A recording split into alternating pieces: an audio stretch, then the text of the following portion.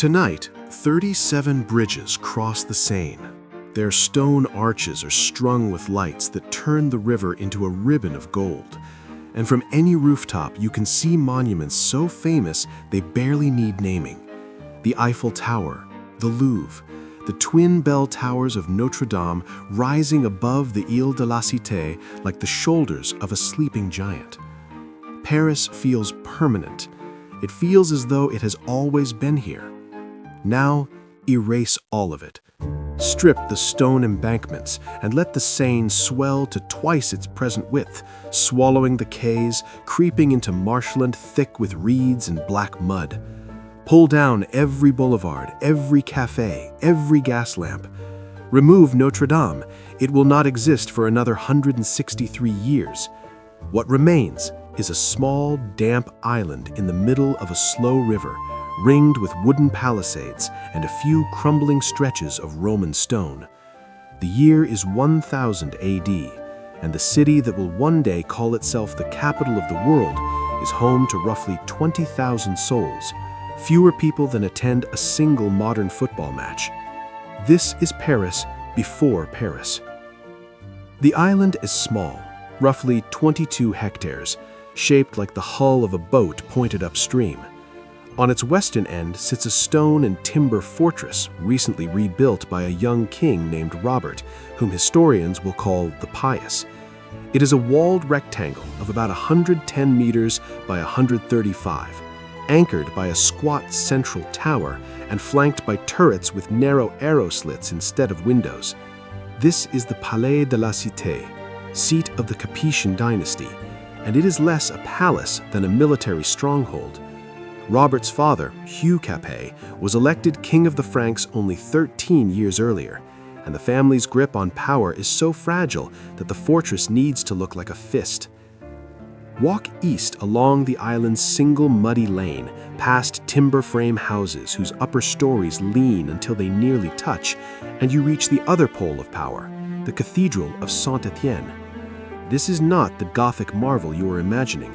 Saint-Étienne is older, heavier, closer to the ground, a Romanesque basilica, roughly 70 meters long, half the length of the cathedral that will replace it. Its interior columns are repurposed Roman marble, and its walls carry traces of Merovingian mosaic. Somewhere beneath its floor lie the stones of a Roman temple to Jupiter, laid down when this island was called Lutetia, and the language in its streets was Latin. Between the fortress and the cathedral, everything else is squeezed in. The bishop's residence, a hospital that is little more than a stone hall with straw pallets, workshops, and houses packed so tightly that the smell of one family's fire seeps through the wall of the next. There is no grand square, no plaza. The Ile de la Cité in the year 1000 is a fortified village pretending to be a capital. 2 wooden bridges connect it to the wider world, and these bridges are the reason Paris exists at all. To the north, the Grand Pont reaches the right bank, low, marshy ground that will one day hold Le Halles and the Hôtel de Ville. In the year 1000, it is barely settled, a gravel beach where boats unload grain, wine, and salted fish serves as the city's port. Behind it, a few streets of merchants huddle around a small market. The land rises toward Montmartre, the mountain of martyrs where Saint Denis was beheaded, but beyond the hill there is nothing but farmland and silence. To the south, the Petit Pont crosses to the left bank, where the old Roman city once stood. The Romans built their forum and amphitheater on a hill called the Montagne Sainte-Geneviève. By the year 1000, those structures are ruins. The amphitheater, the Arènes de Lutetia, which once seated 17,000, is half buried under soil, its oval outline visible only as a shallow depression where farmers graze goats. The left bank's new masters are monks. The Abbey of Saint-Germain-des-Prés dominates the fields to the west, its bell tower visible for miles. Higher up, the Abbey of Sainte-Geneviève guards the hilltop. The monks tend vineyards, copy manuscripts onto calfskin in cold scriptoria, and ring their bells at intervals that divide the day into prayer. Stand back and look at this city from a distance, from the top of Montmartre if you are willing to walk through the mud, and the full picture becomes clear. Paris is three disconnected pieces held together by two fragile bridges over a river that regularly tries to wash them away. The island is the government and the church. The right bank is the market. The left bank is the monastery. This tripartite geography will endure for 1,000 years. It is the skeleton on which modern Paris is built. But in the year 1000, no one can see that yet. What they see is a city surrounded by threats it has only recently survived. In November of 885, a fleet appeared on the Seine. The chronicler Abbo of Saint-Germain-des-Prés described 700 tall, proud ships carrying tens of thousands of Norse warriors. The masts stretched so far along the river they looked like a leafless forest. The Viking chieftain Siegfried offered a deal: "Let us pass, and we will not touch the city." The bishop refused. Odo, Count of Paris, stood on the tower of the Grand Pont with perhaps 200 fighting men. The siege lasted nearly a year. The Vikings hurled stones and fire. They built siege engines from the timber of destroyed churches. In the winter of 886, the Petit Pont was swept away by floodwaters, and the tower on the south bank was isolated, its defenders killed to the last man.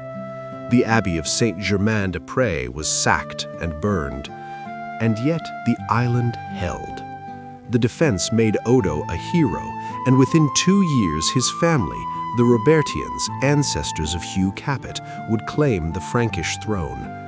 The siege of 885 did not just save Paris, it made the Capetian dynasty possible. By the year 1000, the siege is a living memory. The rebuilt tower on the Grand Pont still carries scorch marks. The monks of Saint-Germain sleep behind thick new walls that are not decorative. The people of Paris know in their bones that the river which feeds them also carries danger. Against this backdrop, the new dynasty governs cautiously. Hugh Capet's royal domain extended no more than a few days' ride from the capital. Beyond that, the great feudal lords, the dukes of Normandy, Aquitaine, Burgundy, ruled with near total independence. The king of the Franks in the year 1000 was, in practical terms, one of the weaker lords in his own kingdom. And yet, Robert the Pious chose to stay in Paris. He rebuilt the fortress, added a chapel to St. Nicholas, reinforced the walls. He attended Mass at Saint-Étienne, patronized the monasteries, personally washed the feet of the poor. His piety was not merely spiritual, it was strategic. By binding himself to the church, by making Paris the place where the king prayed and judged and was seen, Robert was slowly transforming a provincial river town into the idea of a capital. He could not have known what that idea would become. He could not have imagined that within 3 centuries this island city would swell to 200,000 people, the largest in Western Europe. He could not have foreseen the Gothic cathedral that would rise on the bones of Saint-Étienne, or the university that would grow from monastery schools, or the walls that would be built and rebuilt and finally torn down for boulevards wide enough for armies. All of that is in the future. In the year 1000, Paris is small, precarious, and marked by violence. But it is also a crossroads, where roads from Orléans meet roads to Flanders, where rivers converge and boats from Spain and the Rhineland dock at a muddy beach. It is a place where a weak king and a powerful bishop share a tiny island and try to build something that will last. And now the night must pass. In the deepest hours of darkness, long before dawn, a sound rises from the cathedral. A single bronze bell struck once, then again, settling into a rhythm that carries across the water. It is the call to matins, the first prayer of the day. and it means that another 24 hours in this fragile, stubborn, unfinished city are about to begin. The bell does not ask permission. It cracks the silence at the 3rd hour of the night, roughly 3 in the morning by modern reckoning, and its sound rolls outward from the Cathedral of Saint-Étienne in concentric waves, crossing the water, shaking the air above the rooftops, pressing into the walls of every building on the island. There is no way to ignore it.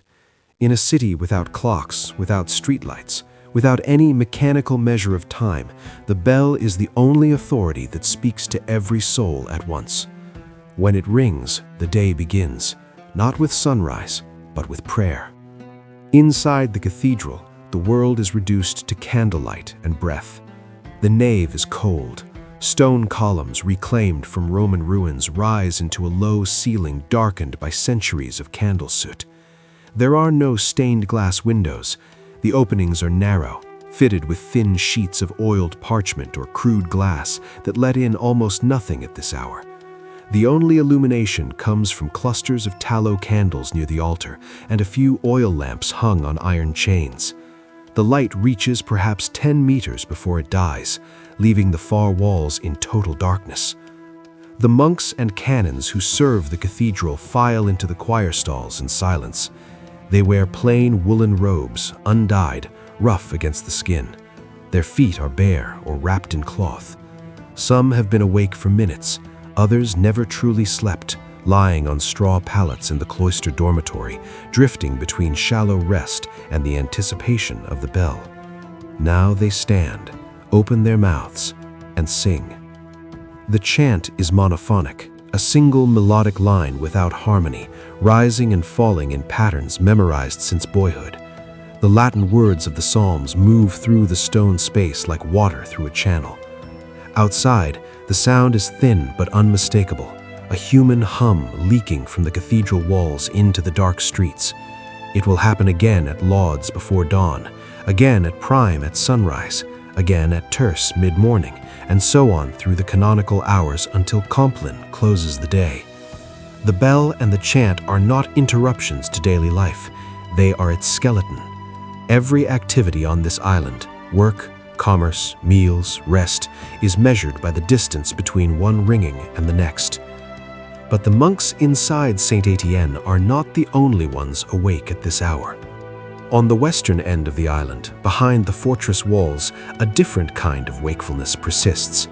The Palais de la Cité never fully sleeps. Armed men patrol the ramparts in pairs, carrying torches that gutter in the river wind. Their job is simple: watch the water. The Seine is the city's lifeline, but it is also its most dangerous approach. A century ago, Viking longships came up this same river in the hundreds. The men on the walls are not expecting another fleet. The Norse threat has shifted to Normandy, where a Viking warlord named Rollo accepted baptism and a duchy in exchange for peace. But old fears do not die with treaties. The guards walk, they watch, and they listen to the black water moving below. Inside the fortress, Robert the Pious sleeps, or prays. The chronicles describe him as a king who kept monastic hours, rising for matins, attending every service, spending more time on his knees than on his throne. His private chapel, dedicated to St. Nicholas, is a small stone room attached to the royal quarters. A single candle burns before a wooden crucifix. The king's piety is famous across Francia, but it masks a more complicated reality. Robert is currently excommunicated. His second marriage to his cousin Bertha of Burgundy violated the church's rules on consanguinity, and Pope Gregory V placed the king under interdict, meaning no priest may celebrate Mass in his presence, no bishop may bless his bread, no church may open its doors when he enters. The excommunication will not be lifted until Robert agrees to annul the marriage. He will eventually comply, but in the year 1000, the King of the Franks exists in a strange twilight, devout enough to wash the feet of beggars, yet banned from the sacraments of his own faith. This tension between royal power and church authority is not unique to Robert. It is the defining political dynamic of this age across all of Western Christendom. The king needs the church to legitimize his rule. Coronation, anointing, the blessing of God visible to all. And the church needs the king to protect its lands, enforce its tithes, and keep order. But neither side fully controls the other. On this small island, the fortress and the cathedral face each other across 300 meters of packed mud and timber houses, and the balance of power between them is renegotiated every day. Step off the island and cross the Grand Pont to the north, and you enter a different world. The bridge itself is an experience. It is made of heavy oak timbers resting on stone pilings, wide enough for a cart to cross, but not two carts to pass. Along both sides, small wooden structures cling to the bridge like barnacles. Shops and stalls that will open at dawn, selling bread, leather goods, metalwork, candles. Some shopkeepers live above their stalls in rooms so small that a man cannot stand fully upright. The bridge sways slightly underfoot, and through the gaps between the planks you can see the Seine moving below, dark and fast. The Grand Pont is not just a crossing. It is a street, a marketplace, and a choke point. If this bridge falls, as the Petit Pont fell during the Viking siege, the right bank is cut off entirely. On the far side, the gravel beach called the Place de Grève stretches along the riverbank. By day, it is the busiest spot in the city, where boats dock and goods are hauled ashore by laborers who work for the merchant guild, the marchands de l'eau, the water merchants, who control all river commerce and answer to no lord but the king himself. At 3 in the morning, the beach is empty, but not silent. The river slaps against the hulls of moored boats. Rats move through coils of rope. Somewhere in the darkness, a dog barks once and stops. Behind the beach, the right bank settlement is a loose grid of unpaved streets lined with timber houses. The air is different here, heavier, ranker. There is no drainage.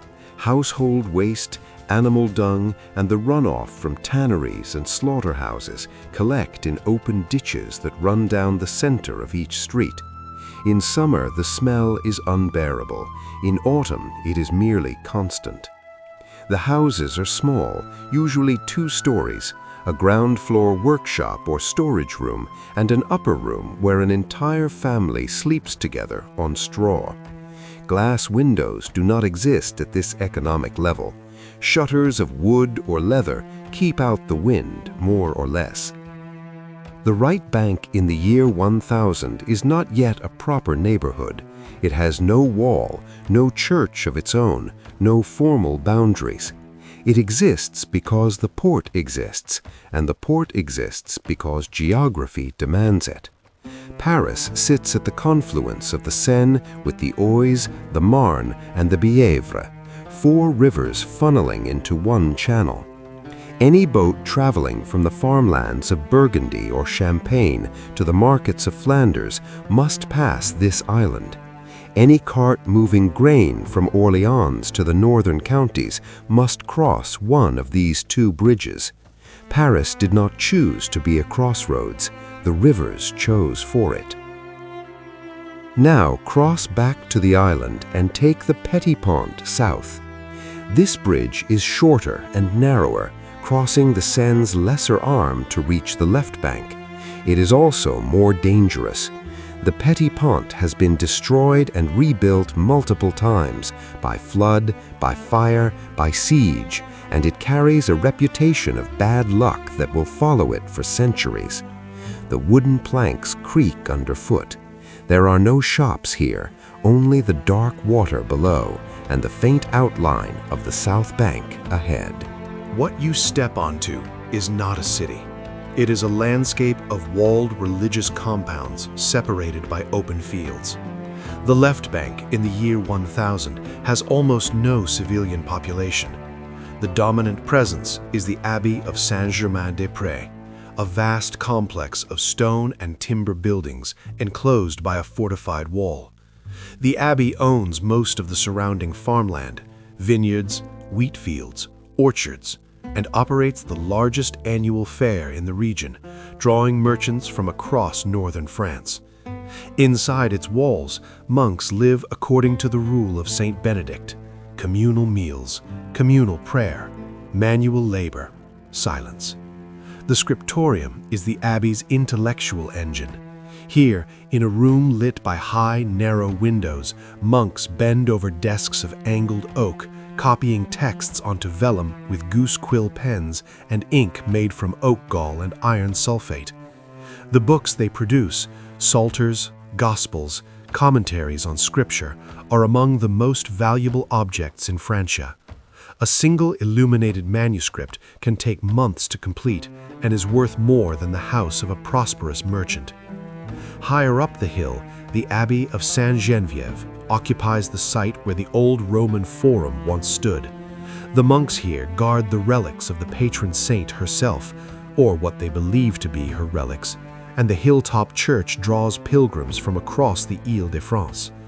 On feast days, the saint's reliquary is carried in procession down the hill, across the Petit Pont, and through the streets of the island, and the people of Paris line the route and kneel as it passes. Between these two great abbeys, the left bank is mostly dark at 3 in the morning. Vineyard rows stretch in neat lines across the hillside. Frogs sing in the drainage ditches. Somewhere in the distance, a wolf, there are still wolves in the forests south of Paris, howls once, and the sound carries farther than any bell. This is the city that will wake in a few hours. 3 fragments, island, north bank, south bank, held together by wood and prayer, governed by a king who cannot take communion and a bishop who answers to Rome, fed by a river that doubles as a highway and a sewer, haunted by the memory of burning ships and Norse war cries. It is fragile, it is small, and it does not know what it is about to become. The eastern sky has not yet changed color, but in the cathedral the monks have finished matins and begun to prepare for Lauds, the prayer of first light. Outside, the torches on the fortress walls gutter and spit. The guards shift their weight. On the Grand Pont, a baker is already awake, feeding kindling into a clay oven no larger than a barrel, because bread must be ready before the city rises. Soon the light will come, and when it does, the island will reveal what the darkness hides, not a monument, not a symbol, but a working organism of 20,000 lives, each one governed by the bell, the river, and the distance between the next meal and the last. Dawn does not arrive gently. It seeps in, a gray stain spreading across the eastern sky, turning the Seine from black to the color of hammered pewter. The air is cold and wet, heavy with river mist that clings to the timber walls and drips from thatched eaves. On the Île de la Cité, the bell of Saint-Étienne strikes prime, the first daylight prayer, and the city cracks open like an egg. The sound comes first. Before you can see the streets clearly, you hear them, the scrape of wooden shutters being thrown open, the clatter of iron pots, the sharp crack of an axe splitting kindling. A rooster crows from a courtyard somewhere on the island's south side. There are chickens everywhere in this city, even on the bridges, and a woman's voice shouts something intelligible at a child. Then the animals join in. Donkeys bray on the right bank. Pigs, loose in the streets because no one has yet built pens strong enough to hold them, squeal and root through the mud. A goat tied to a post outside a leatherworker's shop bleats with mechanical regularity. Paris in the year 1000 does not wake up, it erupts. The smell hits next. If you have a modern nose, it hits hard. There is no sewage system. every household dumps its waste, kitchen scraps, chamber pots, ashes, into the street or into the nearest ditch. The narrow lanes of the island, barely 4 meters wide, hold the stench between their walls like a canyon holds sound. The dominant notes are animal dung, rotting vegetable matter, wood smoke, and the sharp mineral tang of the sand at low water. Underneath it all, a sweet, cloying undertone, the smell of human bodies that rarely bathe. Public baths are a Roman memory. Most Parisians wash their hands and faces in river water carried in wooden buckets. Full immersion is reserved for baptism. You adjust. Everyone does. Within minutes, the smell becomes background noise, and the visual chaos of the morning takes over. On the right bank, the gravel beach of the Place de Grève is already in motion. A flat-bottomed river barge has docked overnight, and 4 men are unloading sacks of grain, swinging them from the deck to the shore in a rhythm that looks almost choreographed. The sacks are heavy, perhaps 40 kilograms each, and the men grunt with each swing, but do not stop.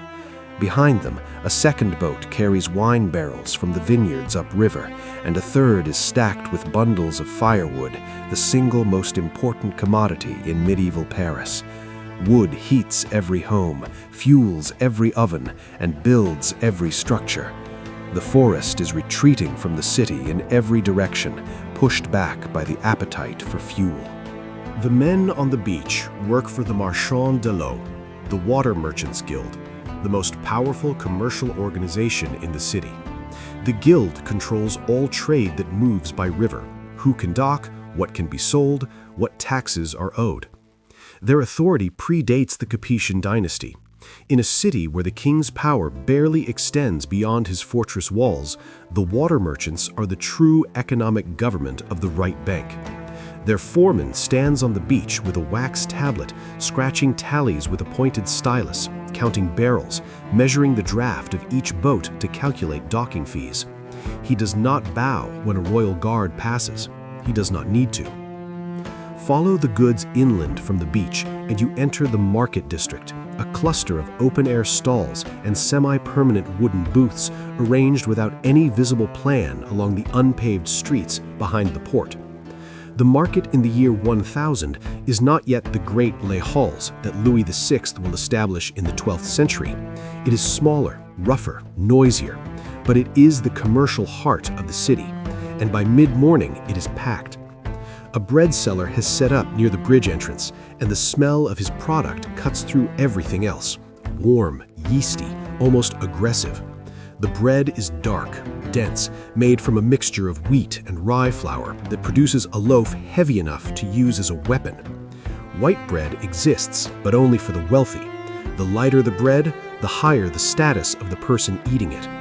A laborer's family will spend more than half its income on bread alone. Beside the bread seller, a woman sells pottage from a blackened iron pot, a thick stew of beans, onions, turnips, and whatever scraps of salted pork she could afford. She ladles it into wooden bowls that customers bring themselves. There are no plates, no utensils. People eat with their hands and a knife. Farther into the market, the trades multiply. A fishmonger displays the morning's catch from the Seine, pike, perch, eels, and small river crayfish laid out on a wet plank balanced between 2 barrels. The fish are fresh, but they will not stay that way for long. There is no ice, no refrigeration. What does not sell by noon will be salted or smoked or thrown to the pigs.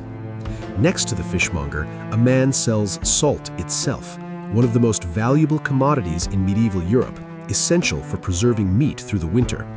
His small sack of gray coarse crystals is worth more than the fishmonger's entire display. Wander off the main market lane and you enter the artisan streets, where the air changes again.